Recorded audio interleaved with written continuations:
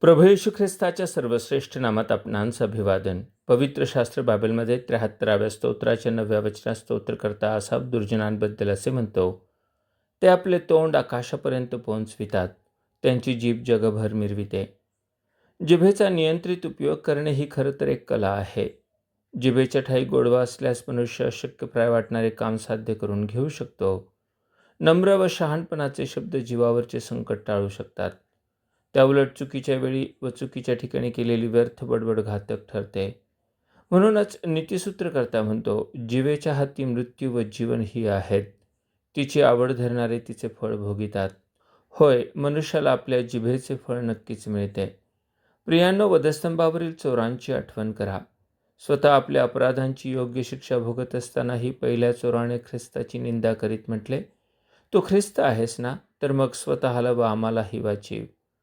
त्याउलट दुसऱ्या चोराने ख्रिस्त निर्दोष असल्याची ग्वाही देत त्या पहिल्या चोराला म्हटले, आपली शिक्षा तर यथान्याय आहे, कारण आपण आपल्या कृत्यांचे फळ भोगीत आहोत. म्हणजेच त्याने स्वतः पापी असल्याची कबुली दिली. तो येशूला म्हणाला, अहो येशू, आपण आपल्या राजाधिकाऱ्याने याल तेव्हा माझी आठवण करा. खरे तर ख्रिस्त त्यांच्यासोबतच वधस्तंभावर मरण पावत असतानाही तो मरणातून पुन्हा उठेल व राजाधिकाऱ्याने पुन्हा येईल, हे त्याने विश्वासाने बोलून दाखविले. स्वतः मरणाच्या दारात उभा असताना त्याने ख्रिस्ताच्या दयेची याचना केली. प्रभूने त्याला त्याच दिवशी सुखलोकात नेले व तो स्वर्गीय सुख आणि सार्वकालिक जीवनाचा वाटेकरी झाला. पहिला चोर मात्र सार्वकालिक मरणाच्या यातना भोगण्यासाठी नरकात गेला. होय, म्हणूनच म्हटले आहे, जिभेच्या हाती मरण व जीवन ही आहेत.